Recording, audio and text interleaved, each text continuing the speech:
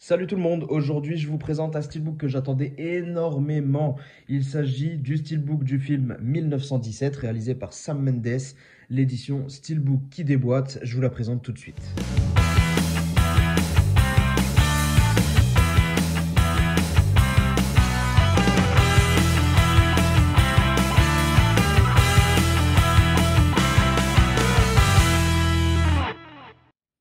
Alors je suis désolé, mais avant de vous présenter le steelbook, je suis obligé de vous parler du film tellement je l'ai aimé. Je pense que pour l'instant, c'est mon film préféré que j'ai vu depuis le début de l'année 2020. J'avoue que Jojo Rabbit arrive juste derrière. Je l'ai vraiment kiffé celui-ci aussi. Mais là, en tout cas, on est là pour parler de 1917, un film réalisé par Sam Mendes. Forcément, vous l'avez deviné, ça se passe durant la Première Guerre mondiale. On suit deux soldats britanniques qui se voient confier une petite mission, enfin non, une petite mission, une mission même impossible. Ils sont missionnés pour porter un message à un bataillon entier pour ne pas tomber dans un piège et éviter qu'ils meurent tous. Donc ils doivent porter ce message au plus vite à ce bataillon et en traversant les troupes ennemies. Écoutez, c'est très très simple. Alors oui, le scénario n'est pas très poussé. C'est sûr, c'est assez simpliste.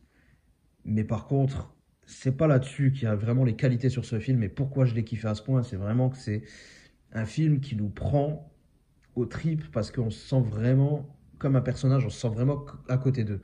Tout simplement parce que Sam Mendes dans ce film, il a fait le choix, et il a fait un très très bon choix, d'essayer de tourner ça à la manière d'un plan séquence.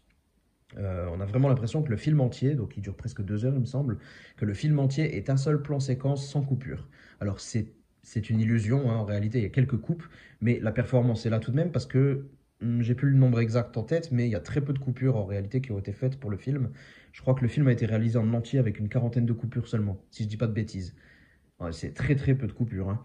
Mais en attendant, elles sont très bien camouflées et du coup, quand vous le regardez comme ça, si vous cherchez pas les détails, si vous cherchez pas, ah tiens là il a pu couper, tiens là, parce que ça, si vous le savez un petit peu, vous savez identifier des moments où il a pu couper. Enfin bref, si vous faites abstraction de ça, vous avez vraiment l'impression de regarder un film en plan séquence continu. Et ça, c'est vraiment top niveau immersion, c'est vraiment génial. Parce qu'on part sur un scénario très simple, mais du coup, on a quand même des rebondissements au moment voulu, au moment où il en faut.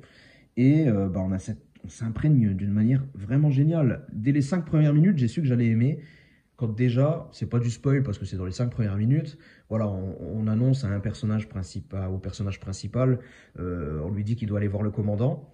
Et bah plutôt que d'avoir un cut justement et que après on le voit directement discuter avec le commandant, bah non, on a cette scène qui dure, je dirais au moins 6 minutes où on le voit juste marcher dans les tranchées avec son pote à lui parler.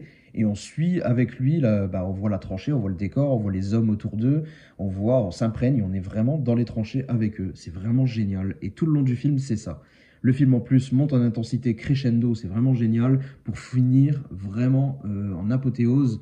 Et surtout, ouais, les 40 dernières minutes deviennent vraiment assez intenses, même si elles ne sont pas ultra réalistes. Mais ça devient vraiment intense et Sam Mendes se fait même plaisir avec des effets visuels vraiment, vraiment ouf dans la dernière demi-heure, dans les 40 dernières minutes. Ça devient vraiment, vraiment cool. Et il y a cette BO aussi qui est vraiment fantastique. Je me le suis acheté en vinyle. Pour ceux qui me suivent sur les réseaux sociaux, vous avez dû voir, hein, le vinyle que j'avais montré, qui en plus est un vinyle coloré magnifique. Enfin bref, c'est vraiment, vraiment, vraiment chouette. En tout cas, vous l'aurez compris, j'ai vraiment kiffé le film, donc il me tardait vraiment de le recevoir en steelbook. Et bah, le steelbook est plutôt sympa. Alors tout le monde avait peur que le trouver assez simple. Et moi je le sentais qu'il allait être au moins spot gloss. Je me suis dit, s'ils nous font au moins spot gloss, ça peut être stylé. Et en fin de compte, vous allez voir que la finition est même au-delà du spot gloss. Vous pouvez peut-être déjà le voir. Mais juste avant, on fait un petit tour niveau côté langage. Nous voyons que... c'est où les langues? C'est là. Hop. Nous voyons que sur le Blu-ray 4K, ainsi que sur le Blu-ray standard, nous avons les mêmes pistes sonores, donc du français en Dolby Digital Plus 7.1 et de l'anglais en Dolby Atmos. Donc voilà, parfait. J'ai hâte de pouvoir tester l'Atmos parce que moi je l'ai vu en VF au cinéma et je pense que l'Atmos doit tabasser quand même pas mal. En tout cas, voilà. Et puis tiens, les bonus, parce que ça je suis vraiment curieux. Quand j'ai des films qui me plaisent à ce point et qui sont vraiment kiffants comme ça, j'adore regarder les bonus, surtout s'il y a les secrets de tournage, tout ça dedans. Bah tiens, voilà, pas mal de bonus. Le poids du monde, Sam Mendes, les forces alliées, Le tournage de 1917, la bande originale de 1917, Dans les tranchées, recréer l'histoire, commentaire du réalisateur, le scénariste Sam Mendes, commentaire du directeur de la photographie. Et bah écoutez, c'est très très bien. Apparemment, on a du bonus, ça le fait plutôt bien. Alors écoutez, ça fait presque 5 minutes que je cause. Il faut peut-être que je vous présente le steelbook maintenant. Et je vous le présente tout de suite. Nous voyons déjà cette première face, donc qui reprend le titre du film 1917, mais les chiffres sont en plus débossés comme vous pouvez le voir, ça rend super bien. Avec à l'intérieur un très beau visuel, qui est d'ailleurs le fond d'écran de mon ordinateur. Ce visuel là, avec nos deux soldats qui sont sur le No Man's Land, c'est super bien fait. Avec le ciel derrière, bon, des couleurs très très photoshopées, mais ça passe plutôt bien. Le tout dans un débossage, ça passe super. Sur fond noir, le tout est verni, c'est vraiment cool. Alors malheureusement, j'ai un petit POC ici, je suis un petit peu déçu. Je suis un petit peu déçu, mais bon. On fera avec. Regardez-moi cette très jolie finition. Franchement, ça le fait, hein. Je la trouve vraiment cool. Donc cette première phase, très réussie à mon goût. Elle aurait pu être... mais imaginez ça sans relief et mat, ça aurait été vraiment nul, quoi. C'est clairement la finition qui fait le tout, là. Alors, sur la tranche, simplement 1917, rien du tout, pas un seul logo. Chose assez rare pour le souligner, pardon. Et voilà, ça reste très très sobre. Et la face arrière, on a encore une fois 1917 avec à peu près la même photo, avec, sous un autre angle. Mais cette fois-ci, pas de débossage ni d'embossage, quoi. Mais voilà, ça passe super bien. Toujours dans cette finition glossy qui passe très, très, très, très bien. On n'échappe pas au petit numéro de série juste ici. Hop, voilà, mise au point.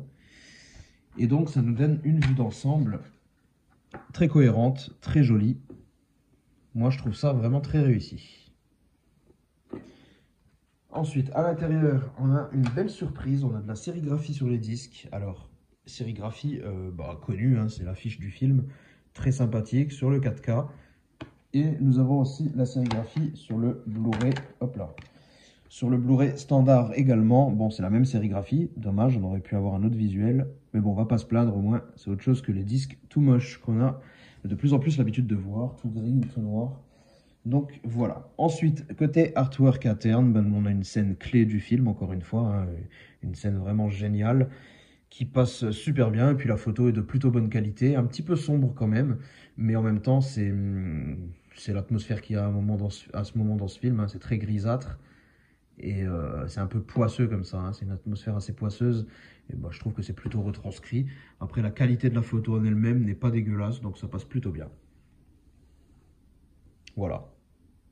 Écoutez, on a déjà fait le tour de ce steelbook. Alors, dites-moi si il vous plaît. Dites-moi si vous avez vu le film, si vous êtes aussi comblé que moi par ce film.